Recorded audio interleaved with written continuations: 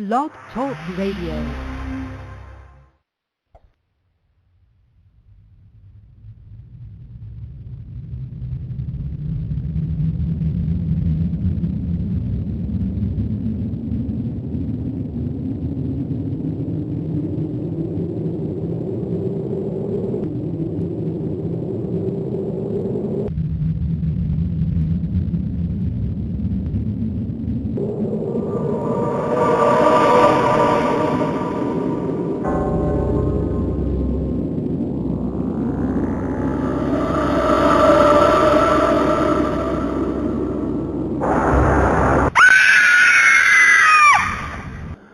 Live from Winston-Salem, it's Sunday Night Dead!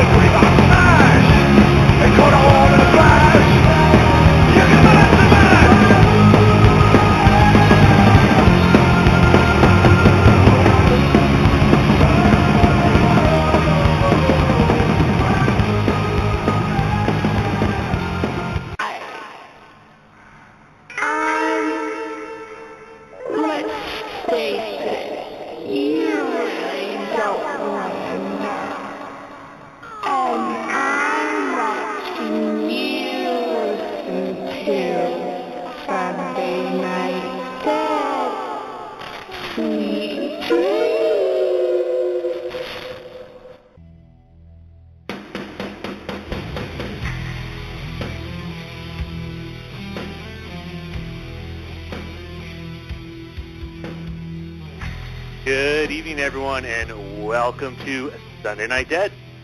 This is Matthew Slozer from Autumn Paranormal in beautiful Winston-Salem, North Carolina. Hope you all had a fantastic week and weekend. Thank you so much for closing it out with us tonight. We have a great show coming up. We have Andrea Perron from the Conjuring House can tell us about her first-hand experiences there, and also the host of A World Awakening, our dead air show that is on Tuesday nights. With me, as usual, tonight, my co-host from Emerald Coast Paranormal Concepts, Mr. Tracy Todd. How you doing tonight? I am wonderful, my friend. I'm all excited about it. A lot of stuff going on this week. We had Valentine's Day. We had massive snowpocalypse over the whole East Coast. And as As anyone who follows my Facebook page saw, we had a nice, about a foot, and we had some fun sledding on Tuesday. And by Saturday morning, we had nothing but a grassy swamp out front because it's we've been in the 50s since then. I think we're going to be in the 70s this week. So it's as I've said before. The thing I love about winter here in North Carolina, it's not a long-term commitment. So. Have you been watching the Olympics at all? I have, and I just can't, I find myself intrigued with the curling. I really and truly do. I find it aggravating to watch because it's so silly. But then I get so hyped up when, what do they call the coffee pot that they throw down the aisle? Yeah, the rock. Yeah. When it doesn't go like it's supposed to go, I find myself yelling at the TV. I'm like, holy cow. I found that interesting too. I love the Olympics, whether summer or winter, but I do prefer the winter Olympics just because some of these sports, it's like the only time you get to see these things, and like the luge or the bobsled and some of the skiing events and curling. Although I'll say I did find it interesting. I used to travel up to Canada a fair amount, and I've been at places already where you're on the weekend and you go to eat, and at the bar they have curling on TV and people sitting around watching it, cheering it on. So it is. Oh yeah. The neat thing is. I don't know if it's a new sport, but this is the first time I've seen it. I know they have the luge where you lie on your back, go feet first. And now I watched yesterday, got those ladies going down on that sled head first. Yeah. And they're like, I'm watching them go down, and their chin is like a half inch from the frickin' ice. Yeah, it's they call it skeleton because if you mess it up, you're basically dead. Oh, man, they're going like 80 miles an hour. I'm like, are these women insane? Fun to watch, though. I don't think I do too many of these things. Again, I'm not a winter guy, so these are more sports I like to watch than things I would actually like to do. But yeah, pretty interesting stuff. And so it's a great time of year. Love watching the things. Saw you guys survived the show last week with the orb sabotaging us a little bit. Yeah. Yeah, we made it. Overall, it was a very good show. Luana Zal was a great host, Yes, we like when she joins us, as well as got to give a shout out here to Ken Szyminski and John Coghill as the other members of our Sunday Night Dead team that we enjoy having on as well. But without any further delay, let's bring on. I'm very excited for our guest tonight. Let's bring on Andrea Perron. How are you tonight? I'm great. How are you? Doing great. How are things down in Georgia? You all recovered from the ice and things? Oh, yes, we've chipped out. We've lost our electricity a couple times the last few days, but for different reasons. Major transformer blew out, and all I cared about was that I was not going to lose anything on the DVR. I've got it in overdrive tonight. It's pairs figure skating, and, of course, there's the downhill that's coming up, and then we also have Downton Abbey comes on at 9 o'clock, so there's conflict there. So everything has to be recorded. It must, which means I'll be up till 3 o'clock in the morning catching up on everything, so I start tomorrow fresh with my Olympics. That's a total junkie. That's a good plug, though, because I'll say, there's a lot of shows, like we talked about last week. We're up against that zombie show, which a lot of our listeners also like to watch, and so we always say,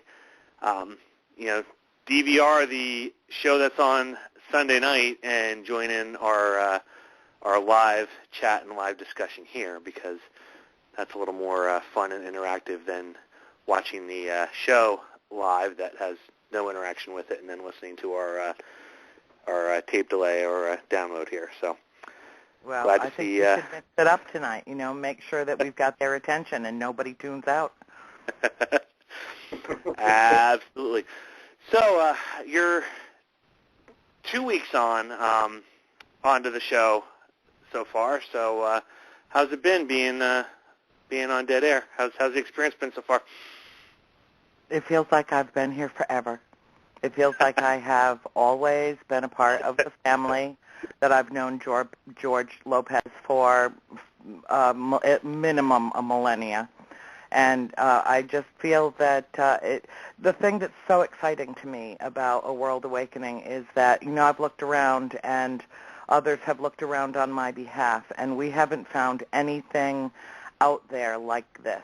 And I really do feel that it was time. It happened spontaneously. It was like truly a moment of spontaneous combustion, an idea that immediately took shape. George did all the legwork. I absolutely claim no responsibility for everything. He did beautiful videos, created a Facebook page, still creating around it. And it just blows my mind because I feel a little like I'm cheating, like all I have to do is talk and think. Well, I do that all the time, so it's not that I've made any extra effort here, but I put my heart and soul into each show that we do, and the one that's coming up on Tuesday night is with a truly phenomenal woman, Paula Harris, who is one of the preeminent researchers in ufology in the world. She's got 6 books out. She's a personal friend of mine. She has disclosed things to me that are literally staggering, and we are going to have an incredible show. Oh, fantastic. Well, glad you're off to a good start. I would say, too, I've been it's been great working with George. It's been great being on this Dead Air family, and I have certainly enjoyed it as well. So welcome aboard, and look forward to many, many weeks and years of listening to your show. Thanks. Now, your whole experience with the and to those who may not know, although I'm sure most do, you were part of the family that they based the Conjuring movie on. And I'm just curious, when we all have, or almost everyone that we have on the show, when we talk about how you've had an interest in this field and in this area, they had experiences as children, and lots of children will tell stories, and there's discussion or debate that we've had before as to, is it just a matter of kids are more sensitive and then it's something that gets turned off as they get older, or what the situation is. Now, in your case, you actually were living in a pretty creepy house that had activity in it. So how did things kind of start off when you moved into that house? What did you first start noticing? Well, we visited the house a number of times before we actually purchased it and moved in. My mother found it in June of 1970 and closed on it. My parents did the closing in the first week of December of 1970, so we actually owned it for a month before we moved in. We moved in January 11th, 1971.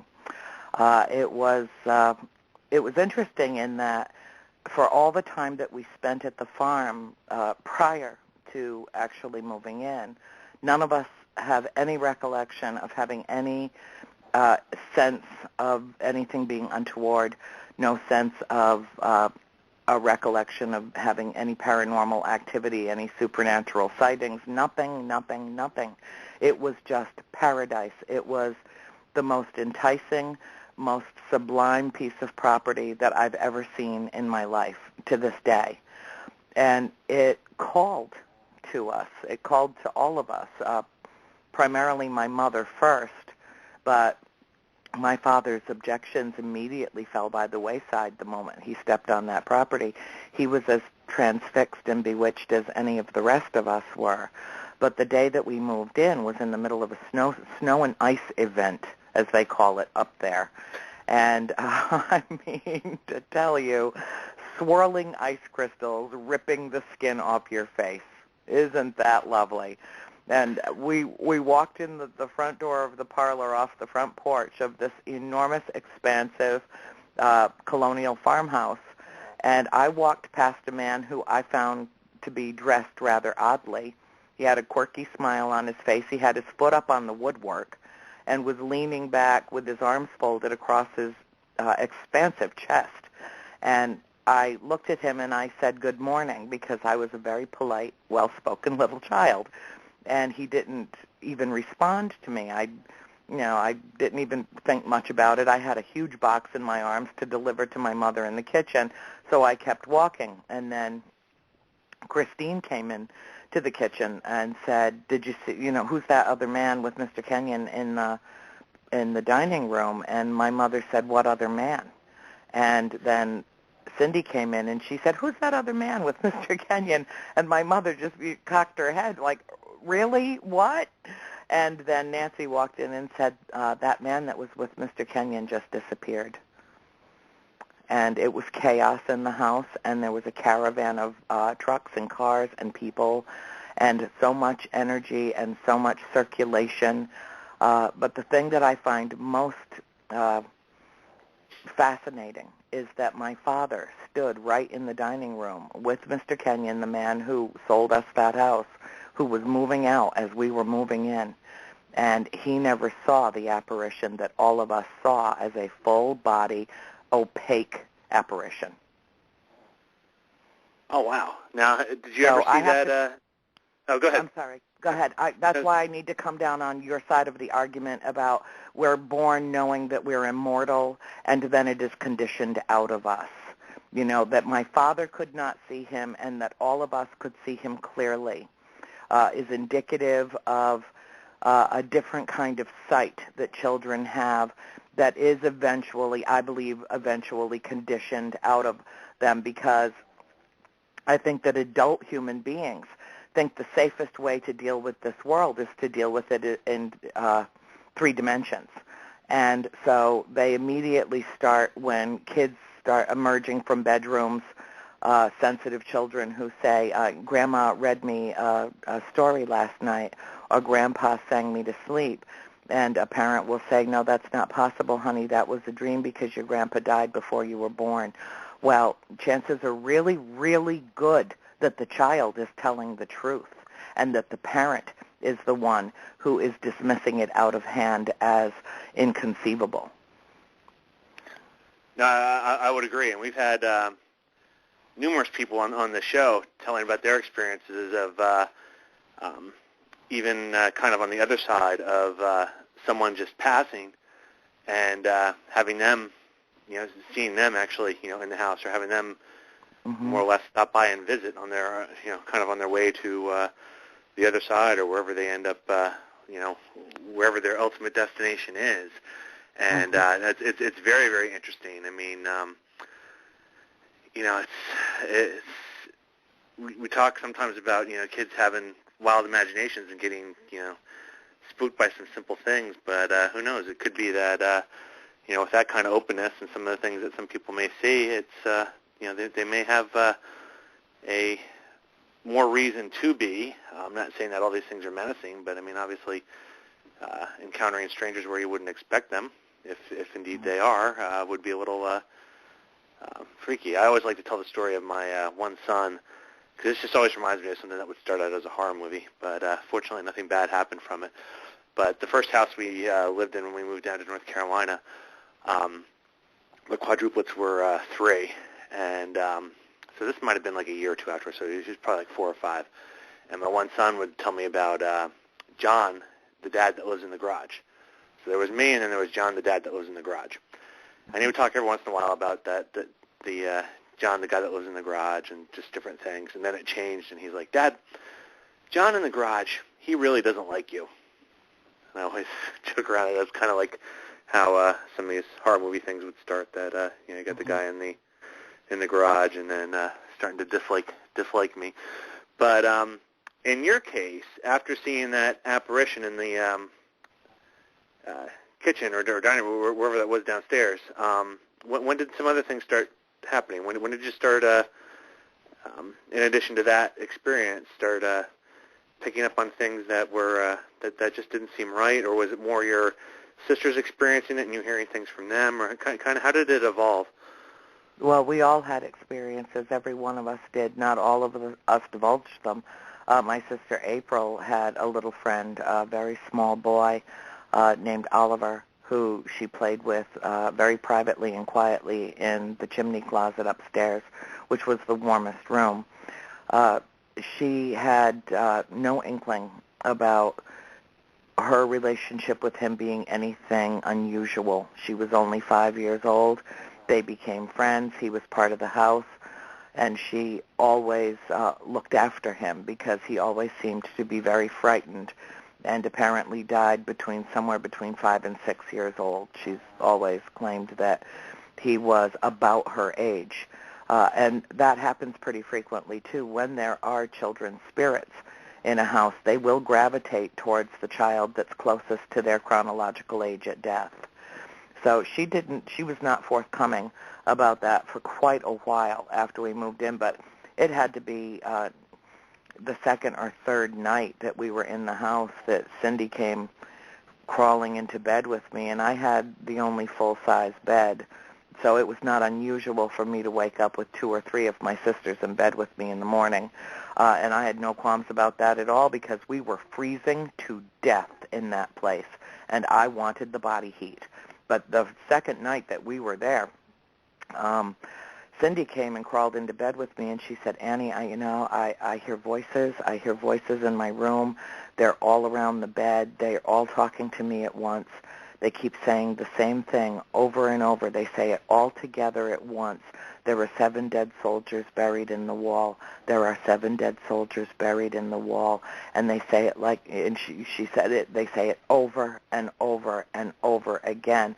And even if she closes, pulls the quilt up over her head, throws the pillow down over her ears, it didn't matter. She could hear them. She said, I hear it in my head. I hear them in my head. And so I told her she could sleep with me, which she did many a night.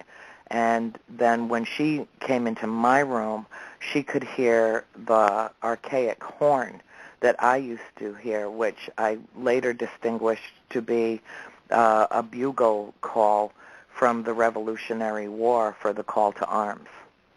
And I didn't find out until 25 years after we moved out of the farm that exact sound that I heard was used from a bugle in a reenactment of a Revolutionary War battle in Rhode Island. That's when I heard it, when I went to that event.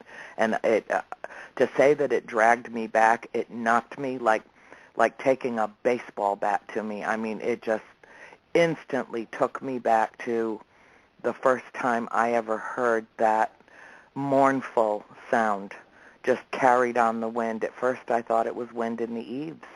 There's this place, to say that there was a big adjustment from going to our 6-room Cape Cod in Cumberland, Rhode Island, to this absolutely enormous farmhouse up in Harrisville. There were many, many adjustments to make. And, for instance, we thought that the animals were all freaked out because the only home that they had ever known was the house in Cumberland, but they didn't even want to cross the threshold. And that's one of the things that's very interesting, too, that I should mention to you. Nobody at New Line Cinema or Warner Brothers knew anything about the tragic loss of our dog within weeks of moving to the farm. I didn't put it in the books. It was just, I couldn't even write it. It was too difficult. I couldn't even put it in there. And one of the opening scenes of the film is our dog dying inexplicably in the yard. They didn't know that. Julie Berghoff, who did the set design for the film, did not know that the bedroom that was assigned to me in the house that had a mantel board on it had a picture. If you've seen the film, there's a picture of a white folk art cat. I have that picture hanging in my bedroom. It was given to me while we lived at the farm by my mother's best friend, Fran. She paid 50 cents for it at a flea market in Foster, Rhode Island when I saw it, and I loved it, and I didn't have the money for it. She bought it for me. There is no way they knew about that. They couldn't have known. that the wind chimes that my sister Cindy went running through, Mackenzie Foy goes running through the kitchen with the wind chimes to go hang them out on the porch. They were identical to the set of wind chimes that we had on our front porch at the farm. Identical. And there's no way, because they had not seen any photographs of the inside of the farmhouse while we lived there. They were being reserved for publication in the books. I gave them a lot of photographs of us, but not a lot of the inside of the house. There was no point. They weren't using that house. They were recreating another one. So when I saw the film and realized that out of the hundreds, if not thousands, of colonial wallpaper prints available on the market, they chose the exact print that was in our house. Oh, wow. These are the good omens about The Conjuring. Now, there are things about the film that are so fictionalized. This is, I think, the one case in history where Hollywood, instead of amping up a story, decided to tone it down because the truth was literally unbelievable. They had access to Volume 1 of House of Darkness, House of Light. They had parts of Volume 2 that I thought were pertinent. It was still in production. So when the movie opened, it had just come out when the movie opened. It had only been out about 3 months. They didn't include a single scene out of the books. What they did was they took the information from Ed and Lorraine Warren in their case files and amalgamated it with the information that I gave them because I wanted the story to be as authentic as possible. And by plucking a thread here and a thread there, they decided to weave their own third story. And in so doing, they created a phenomenon of a movie, but it is not nearly as intense as what actually happened. I don't even think of it as a horror film. I think of it as a very artsy suspense thriller. But it does misrepresent several elements of our story, including the fact that there was never an exorcism in our home. My mother was not possessed. My mother was attacked during a seance that the Warrens initiated that went very badly wrong. And whatever it was that attacked her, I don't know how they could actually recreate it on film. It was the most disturbing thing that I've ever seen in my life. I thought I saw my mom die that night, and I don't think I'll ever really get over that. It happened in 1973. It's now 2014. Yeah, I'm going to come down on the side of I'm probably not going to ever get over that. And I'm certainly never, ever going to be involved in anything of a gathering of the souls. It's very dangerous. I consider what the medium did that night. There was a priest on hand. There was a medium. And she threw open wide the doors to the netherworld. And that is spiritual malpractice as far as I am concerned. And what came through and came after my mother that night so scared our spirits that they were absolutely subdued for months after this event. But even the Warrens didn't know but a fraction of what the things that happened to us in that house because they only investigated there over the course of about a year and a half, and they only came to the house 5 or 6 times during that period. So they were, from 1974 on, completely out of our lives, and that's when some of the most incredible things happened there. Oh, wow. Well, begs to ask then, what are some of the most incredible and intense things that happened at the house that we wouldn't know about? Wow, that's a long list. It's a 1,500-page trilogy, so let me think. Volume 3's just gone into production now. It should be out shortly. It's at this point, it's up to them, not me, but my publisher. But there were some absolutely amazing things that happened there. I tell people, my sister Cindy gets so aggravated with me and says, when you talk about the farm and you talk about it being the best 10 years of your life, you should qualify that statement because it was the worst 10 years of my life. And I think there are other members of this family that would come down on that side of the argument. And I told her, I said, I do qualify it. I'm speaking for myself when I'm doing these interviews. And I have to say that it was the most thought-provoking, curiosity-provoking fascination of my life to see what transpired in that farmhouse and how it affected every single member of my family as we grew up in an environment that was so spiritually volatile that you never knew what was coming next. You know, the footsteps that stopped at the head of your stairs behind your closed bedroom door could be your father coming up to get you for dinner, or it could be something much worse. And Cindy always said it was that moment of not knowing, you know, the anticipation of not knowing if it was mortal or immortal, that she always found to be the most disturbing aspect of living in the house for her. Cindy had numerous encounters, just multiple encounters, even more so than my mother. Cindy, if anyone in the family who was under siege, it was Cindy, but it wasn't the same kind of thing. What was targeting my mother resented her and wanted her out of that house, made no bones about it. She was very clear when she got in my mother's face and said, "Was mistress once afore ye came, and mistress here will be anon. Will drive ye out with fiery broom, will drive ye mad with death and gloom." She had an entire incantation ready to pummel my mother with. Meanwhile, you know, my mom's trying to wake my father up, who's laying virtually dead beside her. She was quite sure that he was dead, she was next, and that her children were going to burn to death because the spirits were holding flaming torches. I mean, can you imagine the amount of energy, the amount of psychic energy that was required for an entire room full of spirits, every spirit that we had seen in that house, all together in one place as if commanded to be there. And the Warrens didn't even know that happened.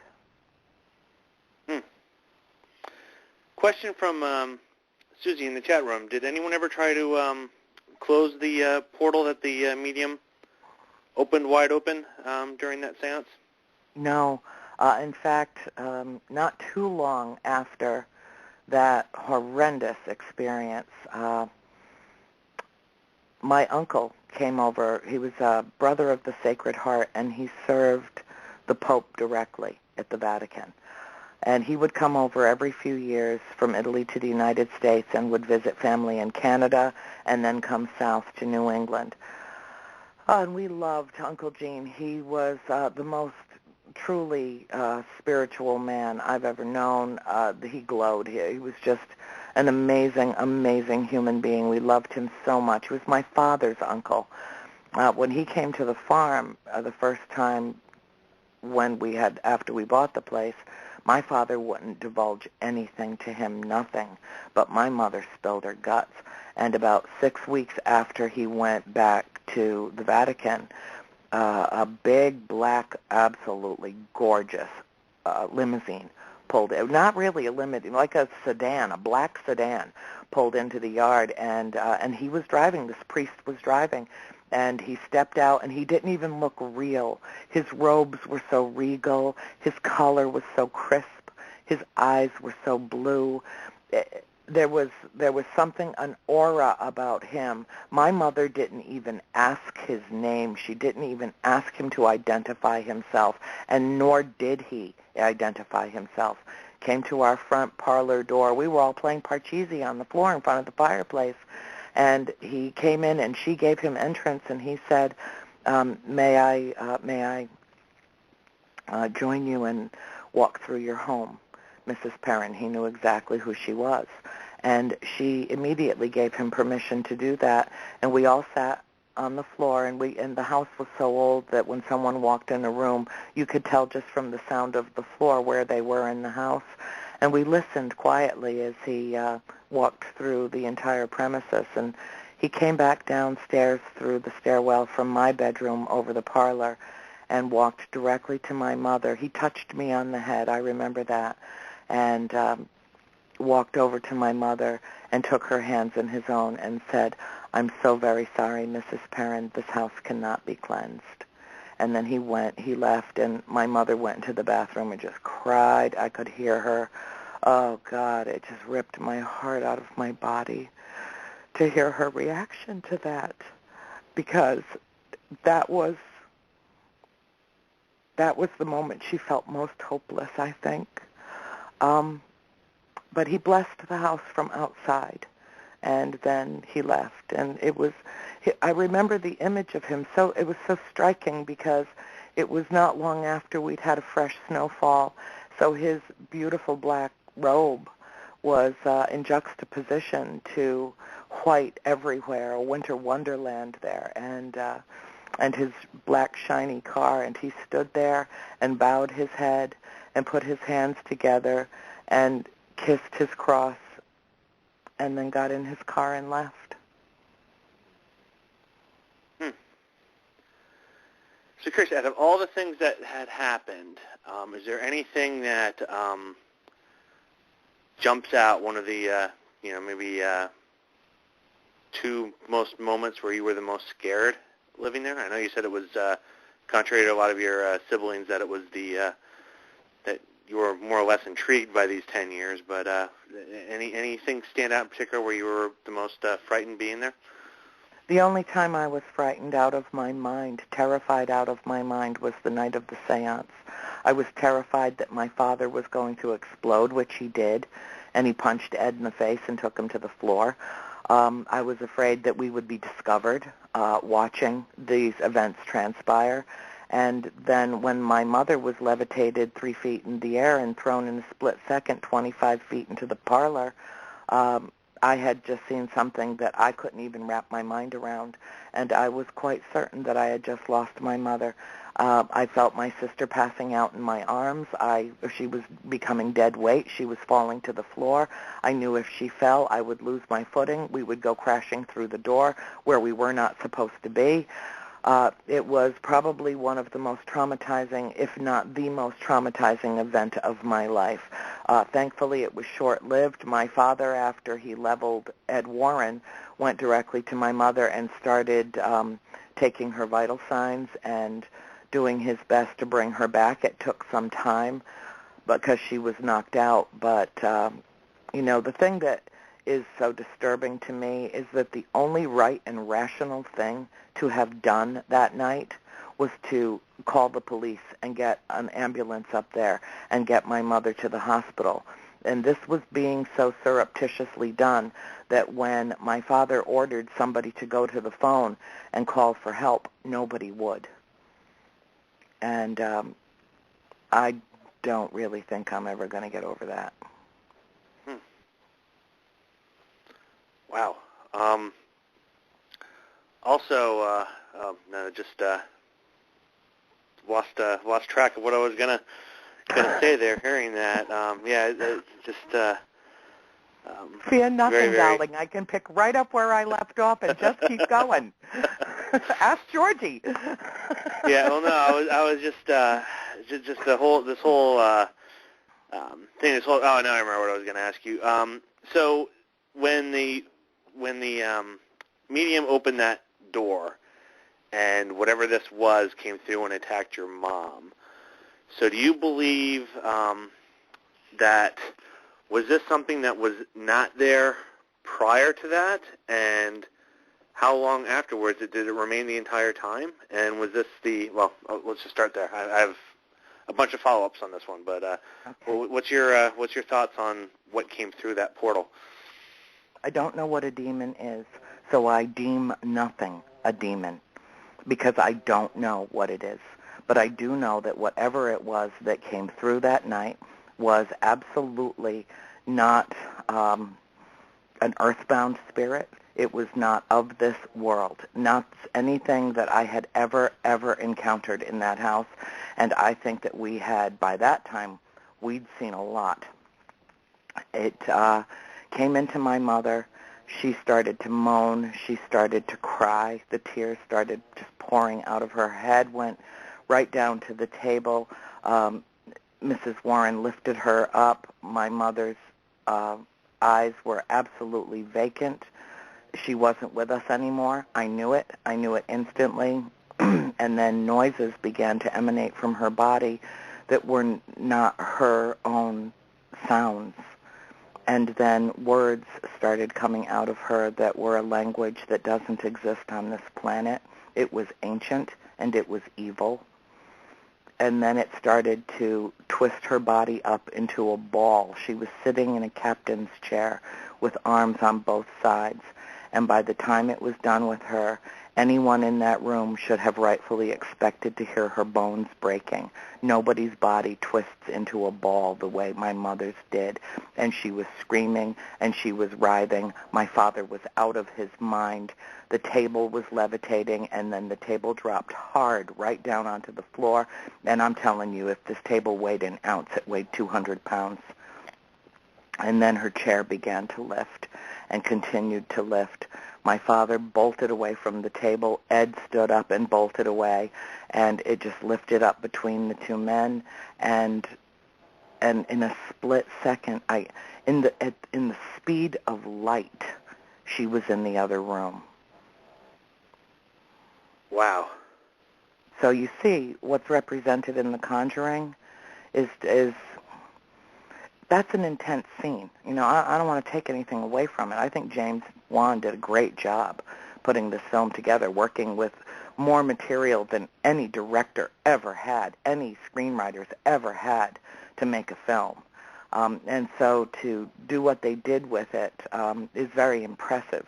And the best part about that is that it gets the story out all over the world, so that if anyone is truly interested in knowing the whole truth behind that story, all they have to do is Google my name, and my books are in their face. And that's where the fine lines of history are addressed. The film addresses history of our family and the Warrens in very broad strokes, and it covers it well in terms of that canvas, because it delineates the distinction between fear and hatred and evil and loathing, and comes down on the side of love conquers fear and good conquers evil. But the one thing that I have to say, you know, my mother never went after Lorraine and Ed Warren. She didn't know who they were. We were not godless heathens, you know, raised in the woods by wolves. We were all born and raised Catholic, and we were all baptized and confirmed into the church. The church turned its back on us. It wasn't the other way around. So the film, in that respect, gives the wrong impression that we went seeking help. It also gives the wrong impression about how cooperative my father was with the Warrens. You know, he comes off as, you know, daddy goody two-shoes in this movie, and it really couldn't have been further from the truth. He didn't want anything to do with the Warrens. He didn't want anything to do with any kind of supernatural anything going on in that house. He was king of denial for like 3 or 4 years after we moved into that house, until things happened to him that were so compelling that he simply could not deny it anymore. And yet even then he would blame disappearing things on his, you know, his 5 little girls who weren't interested in taking his belongings.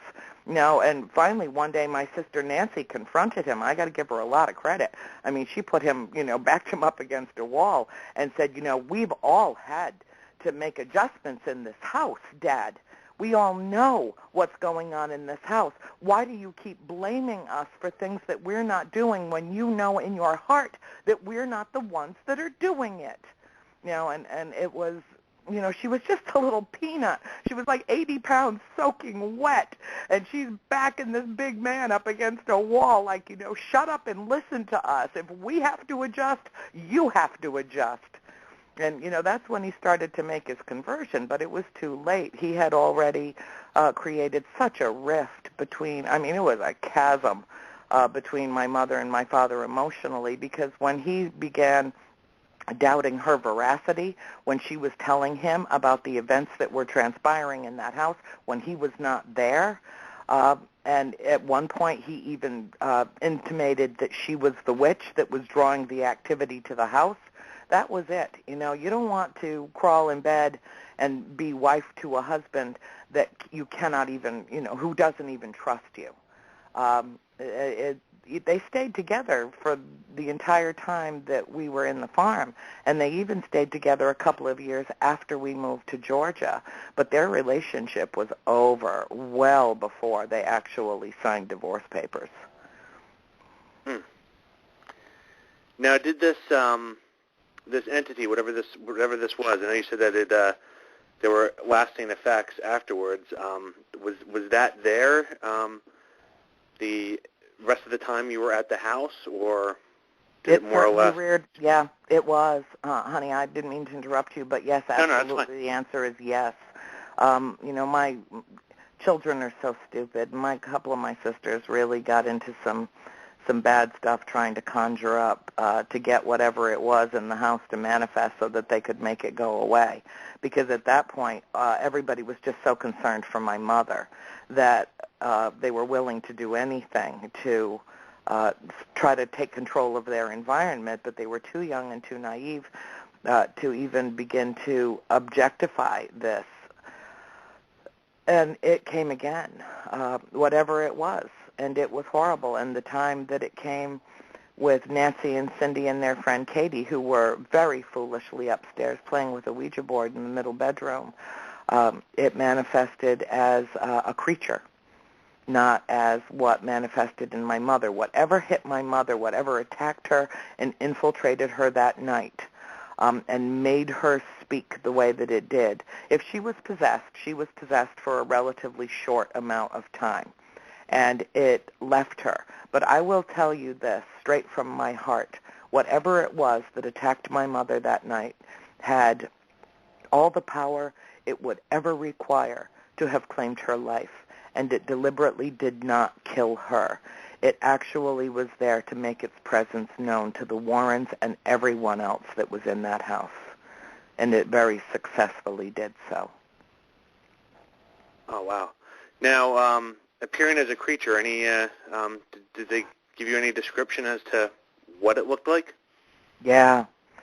They said that it was an animal that they'd never seen before, that it looked like a mixture of a wolf and a lion and a hyena, that it roared this horrible, guttural roar that shook the entire household.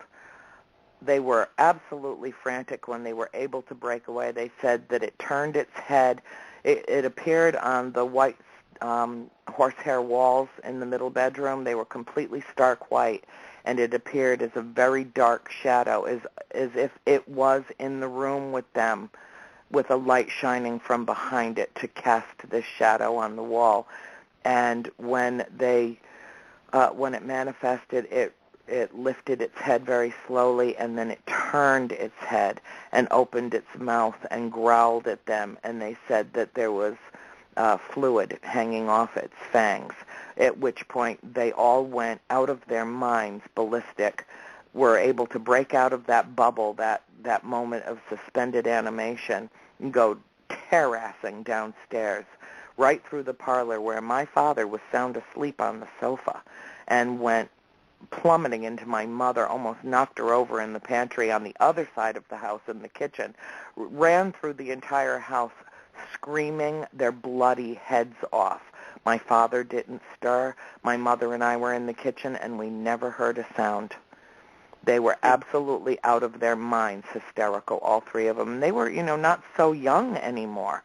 This happened when Nancy, Christine, Cindy were all a year apart.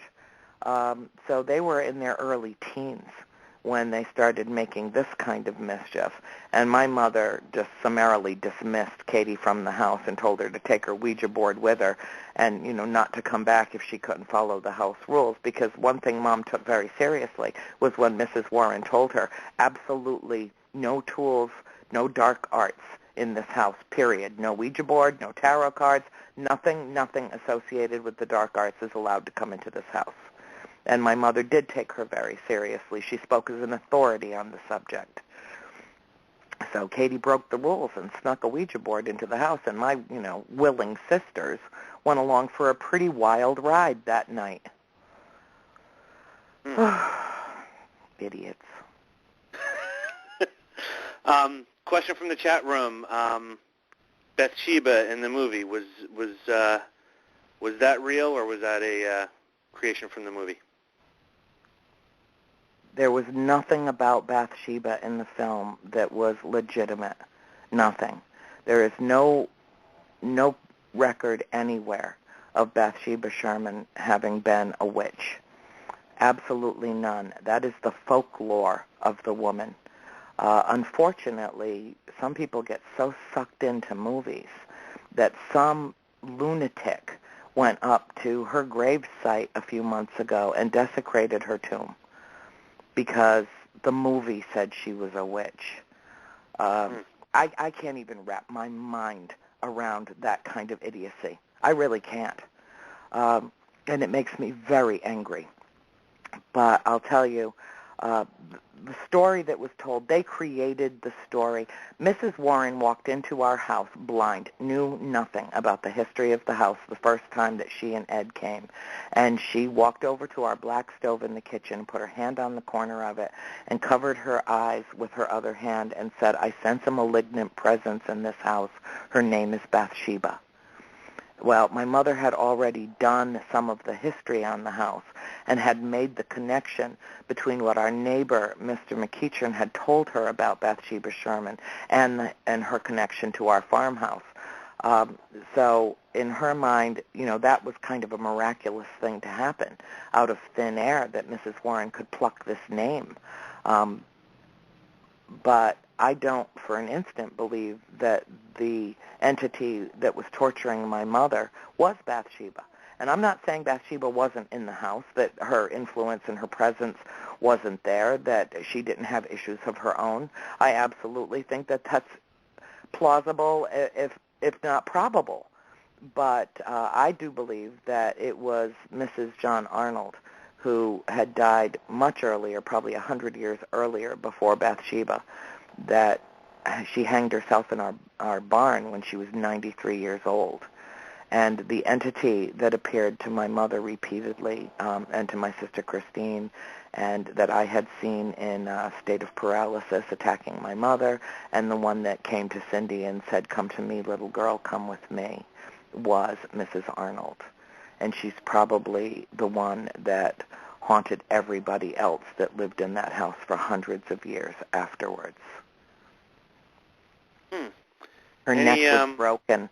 Her neck was clearly broken. The apparition had a broken neck. Bathsheba died of paralysis in 1885, and in the film they have her killing her child in 1863. She was well beyond childbearing years at that point. She was an old woman. Nothing in the film around Bathsheba, including the personification, the depiction of her, is accurate. The entity that was attacking my mother was far more hideous and gruesome than anything that they could have created for the film. Wow. And you physically saw this entity with the broken neck? Yeah, the first night that she went after my mom. That chapter in Volume 1 is called Kiss of Death, and it was as if she was leaning over to kiss her or kill her, hovering over her. She had literally usurped a solid maple dresser that was beside the bed on my mom's side. She was standing partially inside of it. Mom felt a presence in the room. It was just before dawn. She reached out and said, "What is it, honey?" just assuming that it was one of us coming to her for something. And when she opened her eyes, this apparition was inches away from her. And when my mother lifted up off the pillow, its arm came down onto the pillow, made physical contact with the pillow, and all that was sticking out of the bottom of the sleeve was what appeared to be brown twigs or shards of bone. There was no hands, no feet. Oh, wow. And I saw that going on right above her in my bedroom. I woke up at exactly the same time that it was happening, but I could not move. I could hear my mother screaming for me to come help her. That's absolutely accurate in the film, absolutely accurate. And that's one of the few times during the course of the film that I got chills up my spine. I felt it right straight through to my core when I heard Lily Taylor scream my name, because I'd heard it before, but there was nothing I could do. I was absolutely immobilized, and I could see this thing and all of its hideous features just hanging over my mother, and my mother trying to scramble out from underneath it. And I was powerless. I could do nothing to go to her, nothing to help her. And then I was put to sleep. And I woke up probably 15 or 20 minutes later thinking that had to have been a dream, You know, what a horrible nightmare. And I got threw the quilt off me and went running down the stairs, and there was my mother with her tear-streaked face. The clock stopped at 5:15 a.m., and her drawing this apparition that I had just seen in what I presumed to be a dream. And I had just picked up her coffee cup to take a sip because my throat was so dry I couldn't even talk. And when I looked at what she was drawing, I dropped the cup and it shattered all over the coffee table, and she closed the book and said, "Let's go in the kitchen." Now, did you see that that apparition any other times? No, that was it. Okay. But you do believe that was one of the main kind of drivers behind things in the house, though? Absolutely. Okay. Absolutely. Okay. Now, any story on, and I'm sorry, forgetting her name, but any background on that individual as to why she may have been doing this, and kind of what her story was? Anything historic associated with that person? Well, as I said, I think Bathsheba got a bad rap, and she got the blame for something she didn't do. But Bathsheba, there was an inquest when she was a young woman. She was probably in her late teens when this occurred, according to our neighbor, Mr. McEachern, who was in his late 80s when we met him in 1971. And he knew Bathsheba Sherman. When he was a boy, she was his neighbor at the Sherman farm. And she was accused of a lot of things during her life, and one of the things that he said was that she was absolutely brutal to the help at the Sherman farm, that she would beat them and starve them and, punish them unnecessarily for things. I mean, it was in the days of indentured servitude. This was slavery for all intents and purposes. Now, people think that slavery didn't really exist in New England. New England was one of the hotbeds of not only slavery but indentured servitude. And so he would just lower his eyes when he spoke of her. But he's the one that told my mother that when she was a young woman, she had been at our house and had a baby in her care. He didn't go into all the details of, whether she lived there, if it was her own baby or anything, but he'd said that the baby died in her care, and that when the body was examined, it was found that a needle had been impaled at the base of its skull, and cause of death was listed as convulsions. And there was no trial, but there was an inquest to determine Bathsheba's culpability in the death of this baby. And she got let off the hook. She talked her, a la Lizzie Borden, talked her way out of it and said, I don't know if it was an accident. I don't know what happened. But, this was as big a deal in Northwest Rhode Island as Lizzie Borden's thing in New Bedford was. And people came from miles and miles around for this inquest. And she really got dismissed. There was no DNA evidence, and there was no way to pin this on her short of a confession. However, even though she was released from any culpability through the court system, she, in the court of public opinion, was tried and convicted and lived a miserable life of rumor and innuendo and people talking incessantly about how she was a practicing witch and she sacrificed this baby to the devil for eternal youth and beauty. And, this whole folklore grew up around Bathsheba Sherman that persists to this day. And one of the things that I've tried to accomplish in the telling of the story is not to absolve her, because I don't know if she was guilty or innocent, but to at least introduce some semblance of balance to the story, to at least introduce the notion that she might not have been guilty of this, and that living an entire lifetime being accused of something that you didn't do, and, you know, marrying and having 4 children, 3 of whom died before the age of 4. What a miserable life. You know, is it any wonder she was a bitter, angry old woman?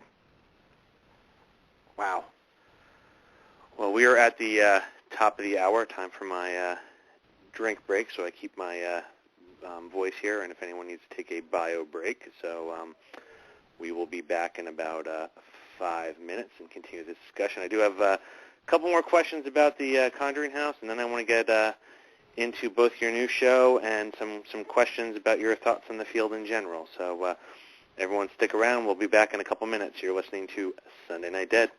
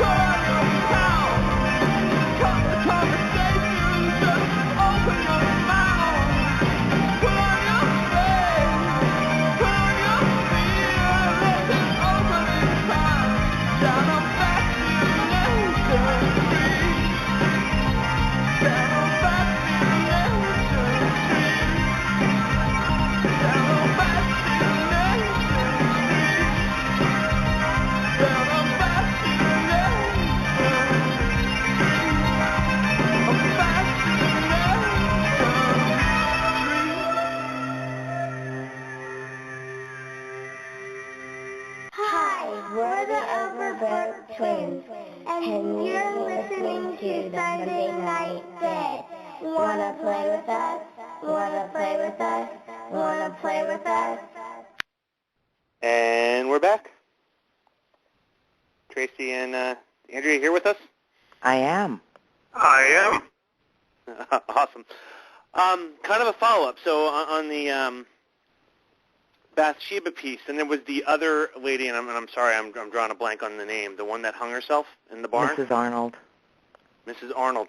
Any history or anything about her that would indicate why she seemed to be such a negative presence there on the property? No, not really. Although I do hope this summer, when we do some investigation of our own in that area, that we're able to determine some things. Unfortunately, one of the things that created a rift between the Warrens and the parents was that my mother had worked an extraordinarily long time, very diligently, to compile as much history of the occupants of the house as she possibly could. She had put close to 2 years into the effort and had filled a notebook with not only her own drawings of the apparitions she'd seen in the house, but her own writing concerning her experiences, some of her own poetry, expressions of her own literary creative side, in order to come to terms with it, to process it herself. And she handed that notebook to Lorraine Warren on, I think, the third visit that they made, and Mrs. Warren asked if she could take it after Mom had shown it to her and make copies for her investigation, with the promise that it would be returned promptly, and that was in 1973. And my mother never received that notebook back. A number of things disappeared from our home the night of the seance that my mother had found. It's a difficult subject. It's a difficult thing to discuss because, one would think that, and I always believed, and everybody in our family believes, that the Warrens came to help us. But, in the process, things that my mother considered to be heirlooms and keepsakes for her children were gone forever. So it's hard, We were inextricably bound to the Warrens for all time because of the experiences that we shared in that house, the way that we were so forthcoming to them. In spite of my father's objections, Ed Warren did interview every single one of us at great length. Mrs. Warren took copious notes. There was a legitimate investigation of that house. But can we say who Mrs. John Arnold was? This was back at a time when a woman married a man and virtually sacrificed her persona to do it. Even on her gravestone, it does not have her first name. No, it was a truly different time than it is now, and in some ways not that different. But that's a whole other story for a whole other show. Don't get me on my feminist soapbox tonight. You do not want to go there. No, trust me. Ask George, okay? But the fact of the matter is that a woman who married a man in the 1700s became, for all intents and purposes, his property and assumed his name. So we can't even trace her, even though what research my mom had done, always presuming that the spirits were attached to the house and not just passing through, that there was purpose and reason for them to be there. She began to go back in history, and she used some very prominent volumes, including Keach's History of Burrillville, and had access to everything in the archives of the library and searched through all the dusty old record rooms of the town hall, went to the Chepachet town hall, went all the way to Worcester, Massachusetts. But we were never able to determine, or I should say she was never able to determine, who exactly Mrs. Arnold was or why at the age of 93 this old decrepit woman would climb up into the hayloft of a barn and throw a rope over a beam and end her own life. We don't know. What we do know is that she coveted us, the 5 children. She loathed my mother, and she lusted after my father. And I say that deliberately because there was something, if not sexual, then sensual in nature about her attraction to my father. Very interesting. Request from the chat room, and for another experience you had, or particularly interesting experience in the house that was not included in the movie. Well, nothing in the books was included in the movie, so that certainly does give me quite a bit to choose from. I will tell you my most profound experience in the house, and I will tell you also my mother's point of epiphany as well. First, my own. I came home from college whining, kicking, and screaming, was absolutely miserable, had the roommate from hell my freshman year. I would have swapped her out for Bathsheba in a heartbeat, no qualms. And I came home for my birthday after begging my father to fly me home for the long Columbus Day weekend. And I hit that front door, and oh, I was so happy to be home. I can't even begin to tell you. Embraced everyone in my family. Mom had a resplendent dinner laid out in the dining room, but I'd eaten on the plane, and I just wanted to get warm first. So everybody else went and sat in the dining room. There was a huge door that opened into the parlor so you could see each other and communicate very freely and easily. And the acoustics in the house were such that you never even had to raise your voice. You could just speak normally and anybody could hear you. And I backed up against the roaring fireplace. I had a brown pair of thick corduroys on, and I remember my last thought being, I'm standing too close to the fire. I was standing dangerously close to the fire, but I could not feel the heat.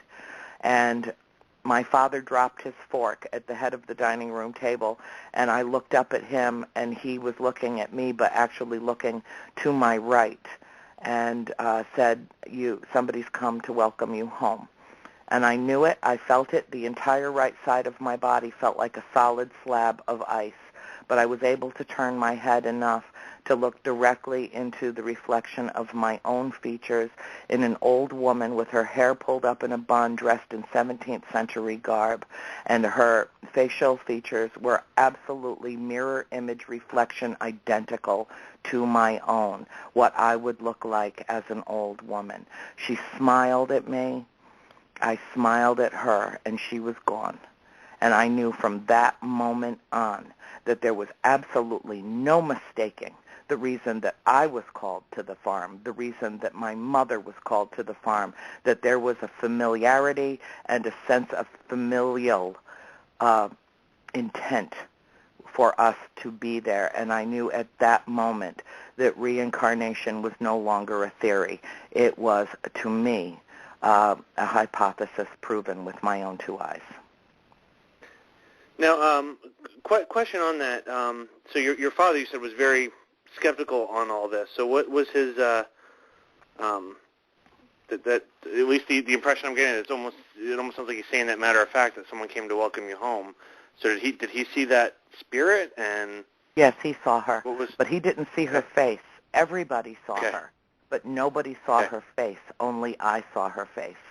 And I didn't tell anybody in my family. For years and years, I think it was a good 10 years before I told my mom that I recognized her as myself from a previous age. And my mom wasn't even remotely surprised by that. But I didn't want to tell my sisters. Something in me stopped myself from divulging what I had just seen because I didn't want them to carry the burden that I did. And part of the reason why I wrote this trilogy of books was utterly selfish, because I felt that if I did the story justice, if I acknowledged the spirits properly, that I would somehow be liberated from having to return to that house over and over again, that perhaps my purpose in being there was to tell their story truthfully, honestly, and justly. Fascinating. Now, I'm just, and you've kind of touched on this with some of what you've already been speaking about. I'm just curious, your overall looking at this in hindsight and, writing the books and all the work and your experiences in the area, what's your overall conclusion as to what the situation was at that house? Why all the activity? What was unique about that location that had all these things going on there? I always describe the place as a portal cleverly disguised as a farmhouse. I know of two people who have been to that house who have had profound physical changes while they were there. One is virtually deaf and one is virtually blind. And when these two individuals are on that property, their senses are fully restored, and then they lose their senses again when they leave the property. Now, I don't know what that is, and I've never heard of anything like that happening anywhere else. So what I have to say is that I think that it's some type of a vortex, or, George speaks to this really brilliantly, and he helps me, even though I generally have no shortage of words. He seems to help me wrap my mind around what exactly it is, and he described it one time as a point of convergence, a multidimensional point of convergence, I believe is how he put it. And I have to agree with him about that. I don't know. He doesn't know. None of us know. And I tell people all the time, if you come across anybody in the paranormal community that says that they are the authority, that they know, they are frauds, they are liars. They are lying to themselves and they are lying to you. Because if my family doesn't know, nobody does. Nobody does. And I think that that's part of the mystery, and that it's supposed to be the mystery. And in the way that the universe is ever burgeoning and expanding, so is our mind, our consciousness, our universal consciousness, and our individual consciousness. And I think that we are supposed to search out the answers, but that the answers are not actually going to come. I think that if they do, it will come at a time when science and spirituality merge in loving embrace and share what they know and research together and, put the pieces of this incredible puzzle together. But you know what? If they don't, that's okay too, because I've lived my entire life knowing, not believing. There's a big distinction between the two. I know that there is something beyond our mortal existence, and even though I don't know what it is, I do know that it exists, and that's the miracle. It didn't even matter that it happened to us. What matters is that it happens at all. I totally agree with you. This is we're all dealing with the realm of theory at this point, so... and there's very little that's definitive in this. There's a question in the chat room from Susie, and I'm just going to go ahead and read this because I don't want to. It's kind of long, and I don't want to incorrectly paraphrase it.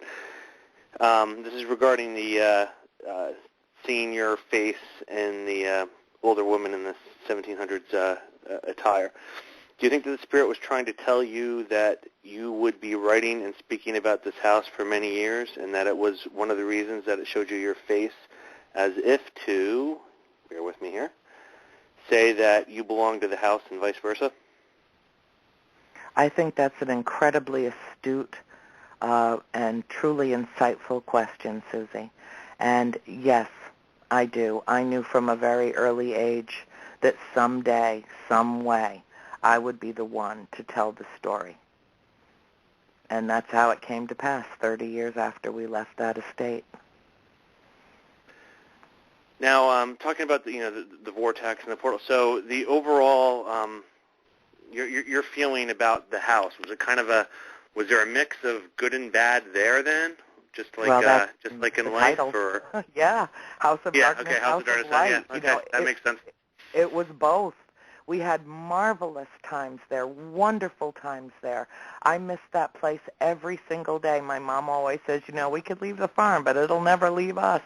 But she's also bright enough to say, at some point, you have to share this story. This isn't the kind of thing that one should rightfully take to the grave. And I had to agree with her about that. She's the one that titled the books. And when she said, I probably up to about page 300 or 400, and she approached me one day and said, what are you going to title it? And I said, I don't know. I hadn't even thought about it yet. And she said, House of Darkness, House of Light. It was both.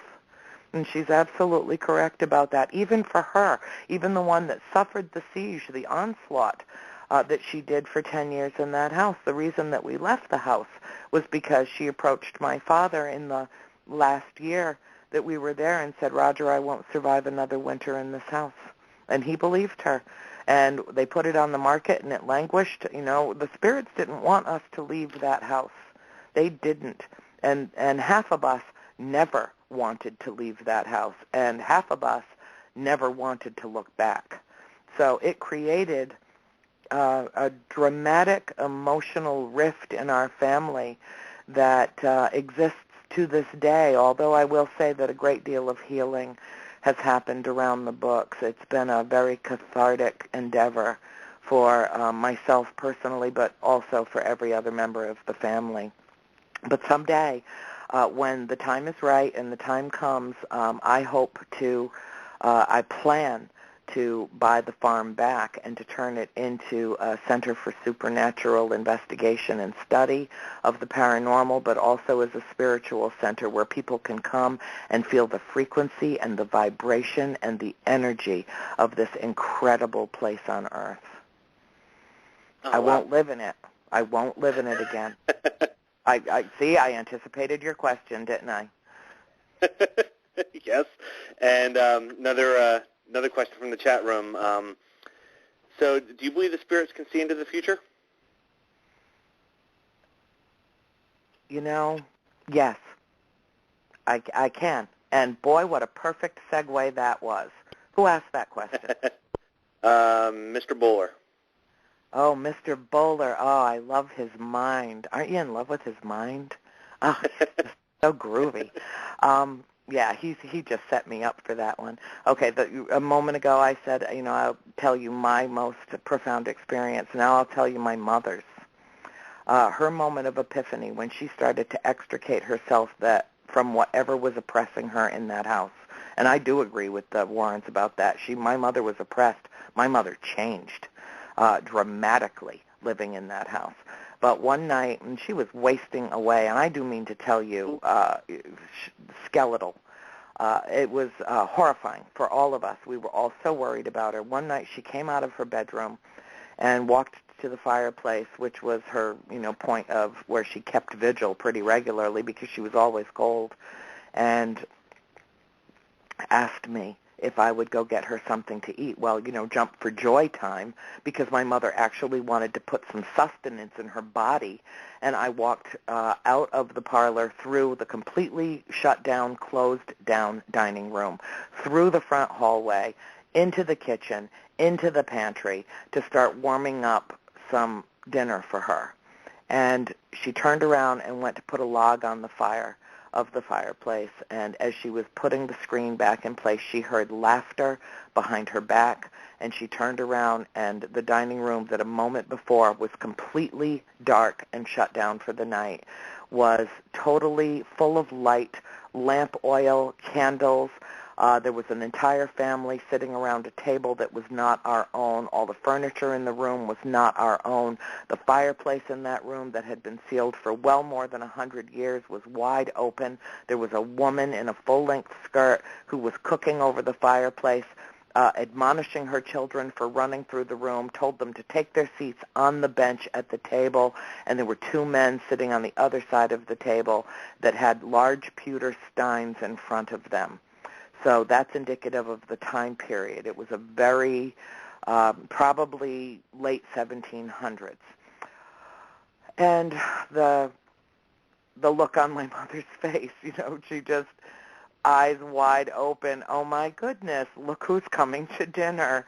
And she just turned and stared into the dining room, and one of the men at the table made eye contact with her in front of the mantel of the fireplace. And he nudged the man beside him and pointed him out. And in that moment, my mother realized that she was the ghost to them. So yes, They can speak. They can look into the future as we could look into the past and the future. It was a portal to the past, but it was also a portal to the future. Time as we know it ceases to exist at the farm. Wow.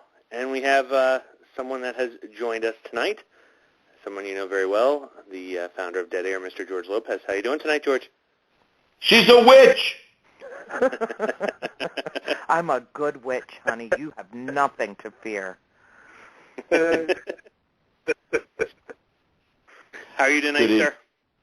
I'm doing well. I'm just loving the interview tonight. Everything about it is, again, just things that we've talked about time and time again, Andrea and I, off the air, and again, it's just an amazing tale, and the journey is not even close to being over with the experiences that her family has, I guess, experienced, because it's not a good, it's not a bad, it's dark and light. So it was just a lesson of life. But I agree also what you were saying about the spirits seeing into the future. I am efforting as we speak to get an EVP of the Powerball numbers, and if they can get that for me, I'll be very happy. I'll put in a special order for you, dear. I have a direct connection. Awesome.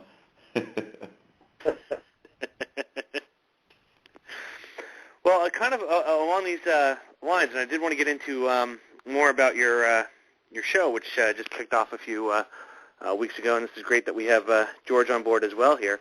But based on your experiences, Andrea, and what's kind of been discussed in the field in general, what's the how is that described?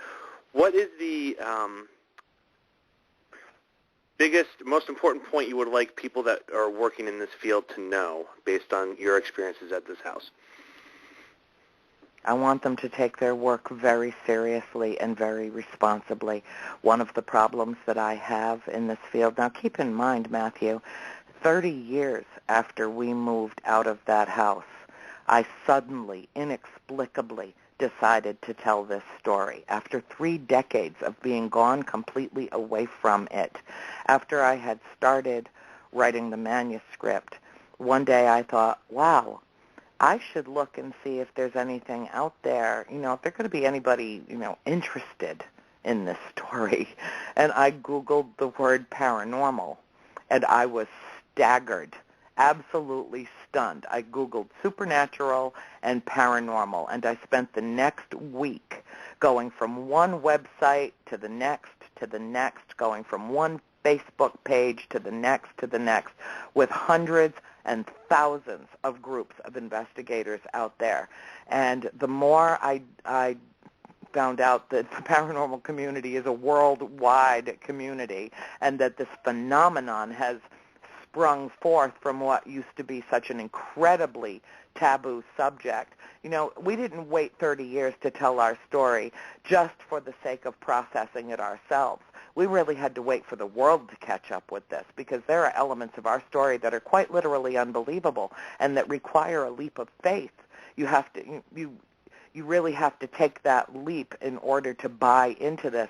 I have said repeatedly in front of groups all over this country, I don't expect anybody in this room to just blanketly believe everything that they hear. You shouldn't. We're all supposed to be curious. And I cannot say that had I not lived this experience myself, that I would believe it. So, and that sets people back on their heels usually. I suppose they expect for me to somehow implore them to believe it. And I hit them with the opposite perspective. Believe this if you want or not. It has absolutely no bearing on it, in the same way that the spirits don't care whether or not you believe in them. They really don't. They have no emotional investment in our belief in them. They simply exist. They simply exist. There is no veil. I know I got off track. You're going to have to bring me back in. Bring me back into the question I am supposed to be answering here. But before you do, let me state unequivocally that one of the issues that I have with the paranormal community is the notion that there is some boundary, some border between our space and their space. And having lived for 10 years in an occupied, shared space, I know that we're the ones that put that veil, quote unquote, in place. It doesn't really exist. It's the illusion, not the spirits. Now, what was your question? Well, no, you actually answered. It was what was the main thing you would like to tell investigators out there based on your experiences? So yeah, be very you did very answer the serious. question. Yep, and careful, very careful what they're doing. You know, George is a seasoned investigator, and we've talked at length about the approach that needs to be taken. People who I have great admiration and respect for, such as Ken DaCosta, Keith Johnson, people who have been doing this for decades, that have paid out of pocket to go to investigations around the country, that have devoted all of their time and their energy to research and to really trying to wrap their minds around, truly understand what this experience is. You know, assuming it is real and it is true and it is part of our multidimensional universe, they go forward from that point, trying to come to terms around the logistics of it, around what making sense of what transpired there. There has to be purpose and reason. What is that purpose and reason? These are the people that I most admire in the field, and there are a whole lot of wannabes out there, and they're the ones that scare me, and I'll tell you the reason that they do, because a lot of them are going off without being properly informed, without being properly protected, saying things to clients that are absolutely inaccurate, and they're just flying by the seat of their pants. A lot of young groups that, you know, it's on-the-job training. This is far too serious subject matter to treat with such disregard. And what I see that's most disturbing is provocation and disrespect for the dead. You know, I always assumed from the time I saw my first apparition in that house that it was their house first, and we were the guests. And every single residence that is manifesting any kind of supernatural activity, that's the approach that the team should take. You know, very humbly entering their abode, their space, because they were there first. I have no tolerance for the level of disrespect and silliness, just, you know, ridiculous behaviors that I've seen in some groups around the country that are just out for kicks and don't seem to take seriously the fact that these occurrences, when they are real and can be verified, create nothing but upheaval for the families that are affected. What do you think about that, George? It's I guess it's one of those things that we've been discussing for quite some time, including on Monday with Mike and I, that we do have a lot of concern for the community and its reputation or lack thereof. It's 3 steps forward, 2 steps back with what we are seeing out there in the field. And we've discussed what we've entitled the presiding authority and the need for something of that order. I don't think it's ever going to be something that is going to be instantaneous, that we could just simply collaborate with the right people. It's going to take a long time to discuss and to get the word out there, but it's a very, very important part of what this field needs to recognize, is that there should be certain parameters that everybody needs to follow suit with, not necessarily about investigative techniques, although, again, as Andrea so eloquently put, this provocation thing is a very dangerous endeavor, and Matthew, you're no stranger to some of the things that have happened at the old Florida ghost town, and that was not even an aspect of provocation, but there are malevolent things that are out there, very, very dangerous and powerful things that are out there. and people delve into this field because they love the shows or they want to be scared and don't realize what they're messing with, which is their eternal soul and the potential possibility for the rest of their life having something attached to them that will torment them until their death and probably even after. So it's a scary thought what is happening out there, and we always try to get the message out. We wish that we had a more powerful antenna, if you will, in a sense that people were more linking in to these shows that we're doing and be able to hear what it is that we're saying. And that's something, again, that we're hoping to do over the next 5 or 6 months with Andrea and I, going to a lot of these different places and being able to reach out to more people, both for the shows that we're doing, all of the dead air shows, all of the paranormal shows that are on board as well, and try to express how much that we care for them to do it by the right of the entire community and not for individual satisfaction, for ego, for notoriety, but for the greater good. And that's what we're trying to make that a reality. And by God's will and by the will of the people, we can make that happen.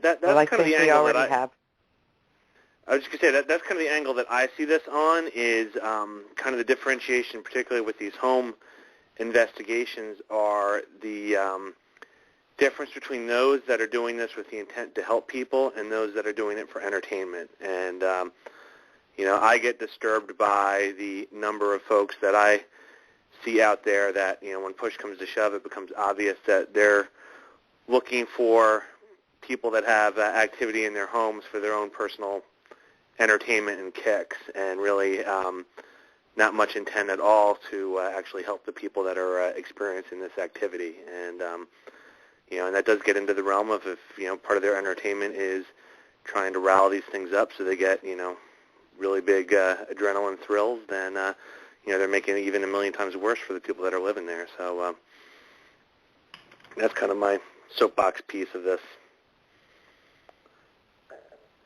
So your show on Tuesdays, what are some of the things? We talked about it briefly a couple weeks ago when we had Zombie Bowl going on, but what's George kind of alluded to it a little bit about kind of where you want to take things with the field. But what's some of your objectives with this show?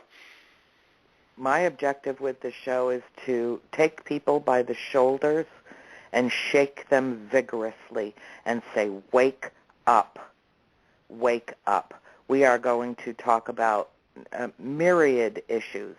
We're going to be spending week after week after week trying to literally alter the wavelength of consciousness for those who endeavor to travel this journey with us, because every single mind that is activated on a higher plane spreads that frequency among its own clan.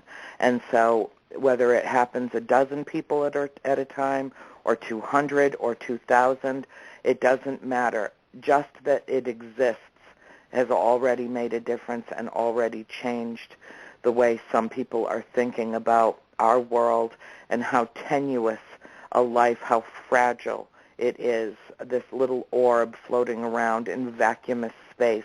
The fact of the matter is that we are connected with every other being on this planet, not just every human being, but every living creature on this planet, and we are connected with every life force in this universe.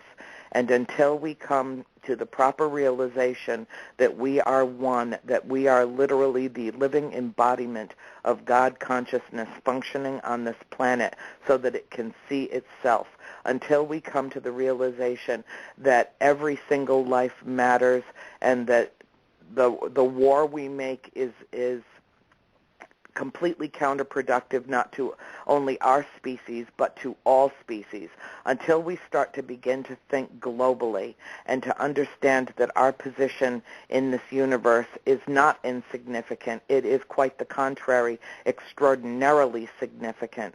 When that realization starts to gel in the minds of many, we will indeed change the world. And it is not a delusion of grandeur. There is nothing ego-based about this.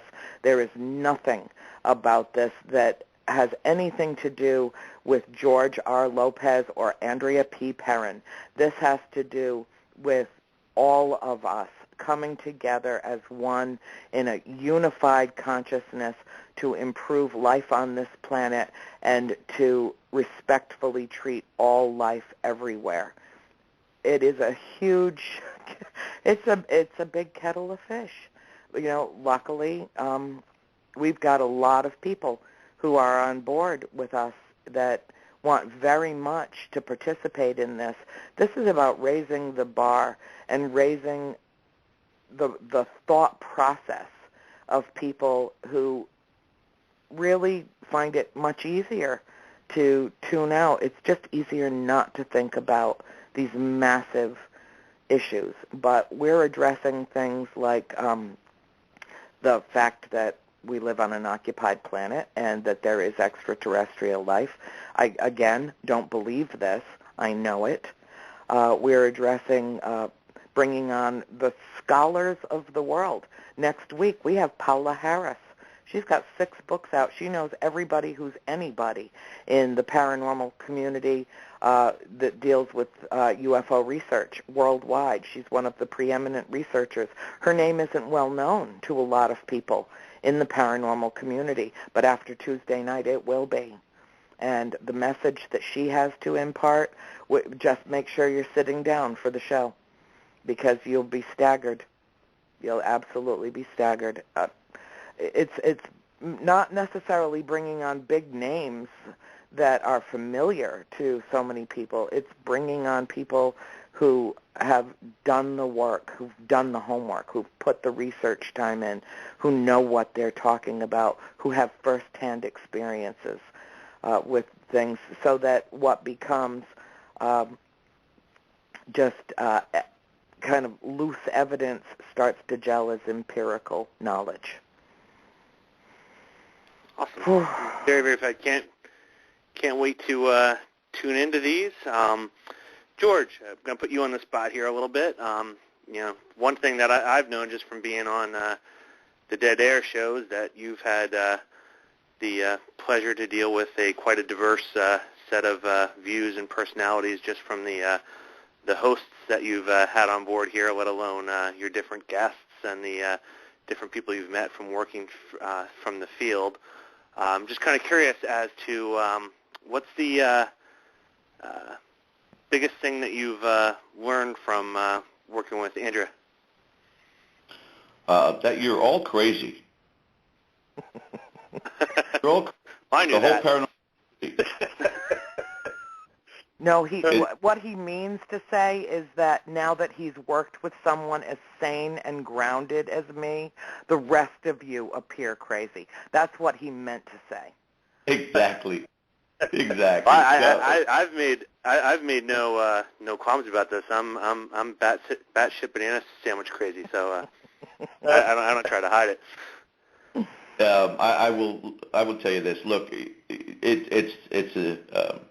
it's got to be somewhere in the area of 1,000+ shows that Andrea has appeared on and talked about this experience of hers. Again, the catalyst, without question, was this major motion picture that did $500 million in sales and still going strong, and will be debuting on Cinemax on March 14th, so it's going to be just another catalyst.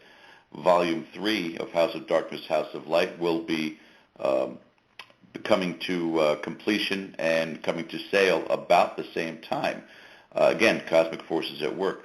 What most people do not really understand about Andrea is the unbelievable depth and breadth of her knowledge, her experiences, the cosmic connection that she and I have come to realize that is almost, to put in a paraphrase, scary. The commonalities of our childhood growing up, our love for music and movies and life and people, our perceptions are very, very, very similar. And that makes it very easy for us to communicate when we do what we do on Tuesday nights with the World Awakening. but it goes far beyond that for this amazing lady, because what she presents to this field is a genuine love, passion, honesty, truthfulness, and an honesty of and to herself about where she wants this all to go. When we talk about the greater good, she is the personification of the greater good. And I know about this talking to her about her family, where her commitments are to her mother, her father, her sisters, her nieces and nephews. I mean, she is the quintessential giver, if you will.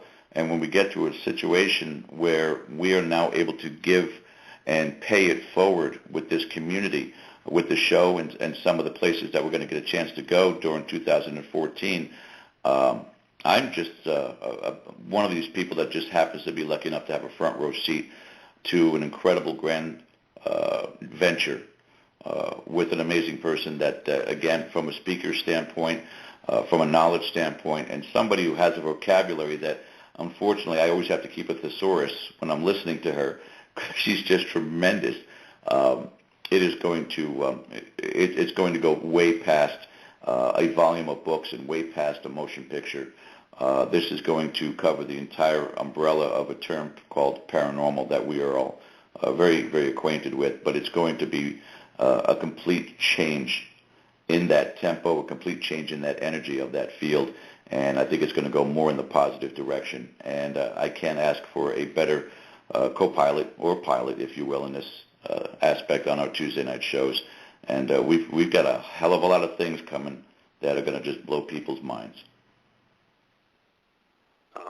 Awesome. Tracy, you're, I know I've haven't had a chance to put you on the spot here, so just your thoughts on all this as we wind down tonight.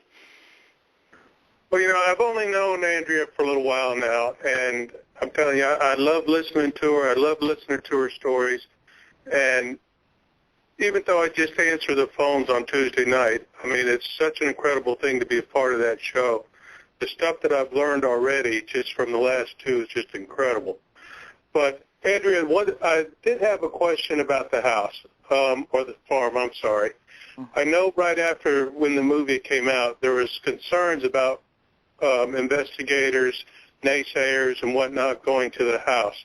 Has that calmed down now, or is it just as big as a problem as it was? Oh, no, it's calmed down significantly.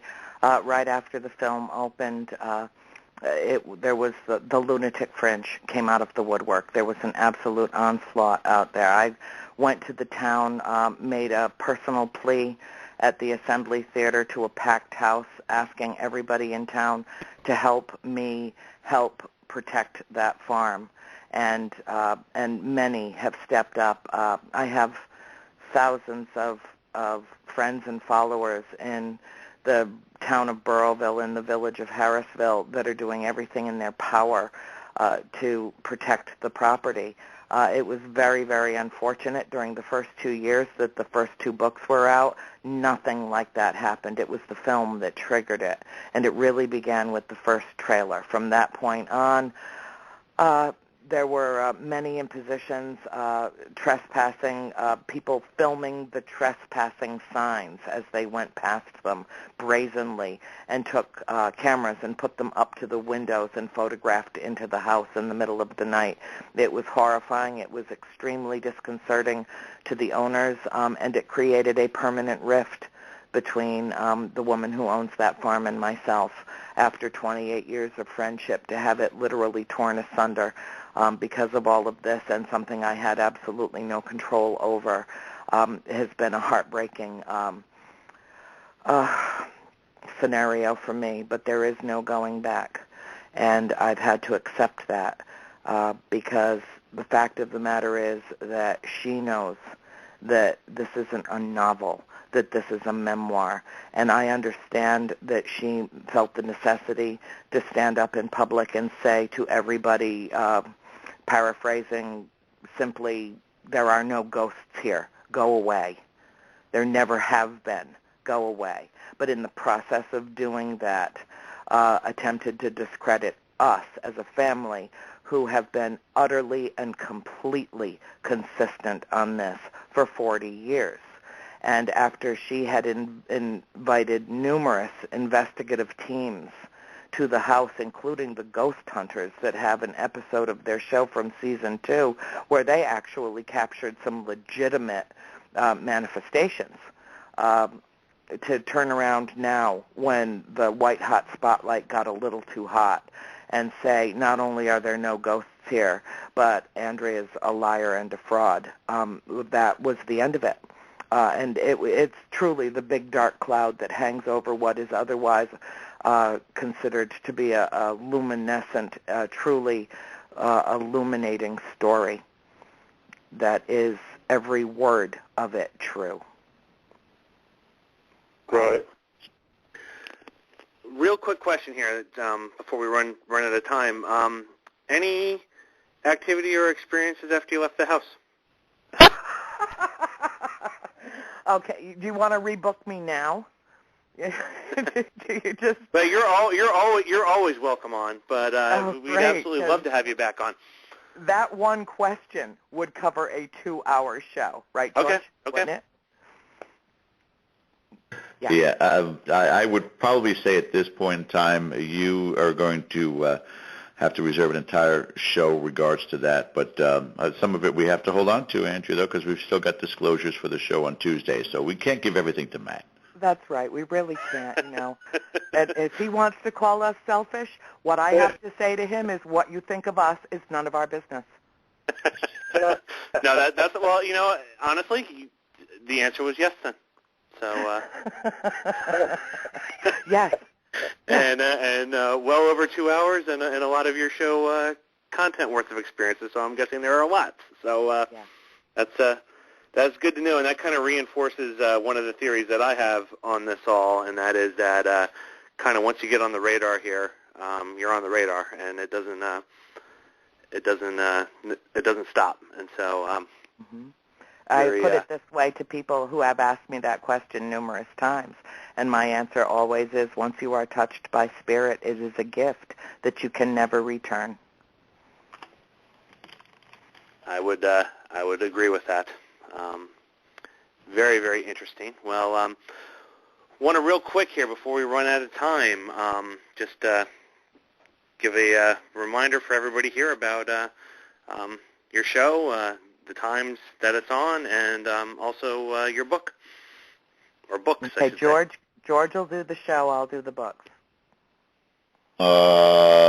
This coming Tuesday and every Tuesday, 9 p.m. Eastern Standard Time, blogtalkradio.com/dead-air. This Tuesday, Paula Harris, UFO aficionado, will be joining us, and basically this will be the initial disclosure of some events, and I guess the experience is part of it, because we're going to get the background on her mostly, but there's going to be some disclosures that are going to go on. Not all, but some. But it's still going to be a revelation, and it'll be at 9 p.m. Eastern Standard Time this coming Tuesday, A World Awakening. Come join us. Oh, please come join us. Love us on Facebook, and make sure that you watch the fantastic videos that George created to promote the show. It all came together so quickly. It's really kind of like a little twister in my mind.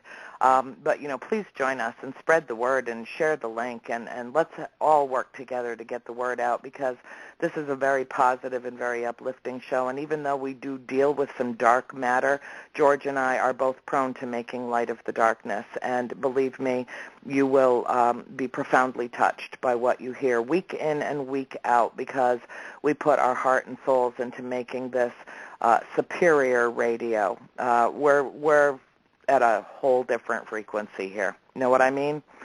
In terms of the books, please feel free to delve into Volume 1 if you dare. It is much more intense than the film ever pretended to be, and they, by their own admission. So if you feel that you're ready, for not a series of scary stories, but rather a spiritual journey, so that when you are finished reading this story, you'll feel like not only do you know every single member of my family intimately well, but you will feel that you lived at the farm with us for 10 years. That is the experience that I am hearing routinely in thousands of letters that I receive from my readers. I am deeply gratified and truly humbled, and I have to say that exactly what my intention for this story was has come to pass. And so, for all intents and purposes, I feel that I have fulfilled one of my major karmic obligations this time around. If you'd feel free to join me on Facebook while I still have room on my personal page, because very shortly Facebook is going to deem it unnecessary for me to have any more friends. You can join us on A World Awakening on Facebook, and also my book and author page, House of Darkness, House of Light, my website, houseofdarknesshouseoflight.com, and if you want to find any number of interviews or stuff out there about it, just Google my name and up it comes. You'll have about 100 pages to go through to find what you want, but it's fun. So hop on board and please join us in this truly illuminating journey to a new awakening and a new world awareness of just how significant our presence is. And very briefly, too, Matthew, I want to also just give a quick shout out for tomorrow night's show. I feel doubly lucky. I have a Monday and Tuesday back-to-back power punch that I could not ask for anything more. Mr. Michael Bowler and myself tomorrow night have a very special endeavor, and I hope this works out with technology. But tomorrow night, there's Scotty Roberts and John Ward, a very good friend. Scotty Roberts, the editor-in-chief of Intrepid Magazine. They're going to be Skyping live from Cairo, Egypt tomorrow night to talk about their pilgrimage. It's going to be amazing. And again, that's 9 p.m. tomorrow night, Primetime Paranormal with Michael Bowler and myself. Oh, yay. Fantastic. And just really quick here, I just want to thank Andrea Perron for being on tonight with us. Fantastic talking to you, and I look forward to listening to your show, and absolutely would love to have you back on. It's a date, dear. Awesome. Tracy, thank you again, as always. You're welcome, buddy. Yeah, thank you, Tracy. And, it was so nice to spend time with you tonight, too. Oh, thank you. And for anyone out there, be sure to check out the Sunday Night Dead YouTube channel, as well as the Sunday Night Dead Facebook page. And if you want to get in touch with myself or Tracy, Tracy's at Emerald Coast Paranormal Concepts on Facebook, and I am at Automoon Paranormal. Next week, we have our friends from New York, After Dark Investigations, will be with us. They've been on the show before, and they're great guests. Have a safe week, everyone. We will see you next Sunday. Good night, everyone. Good night.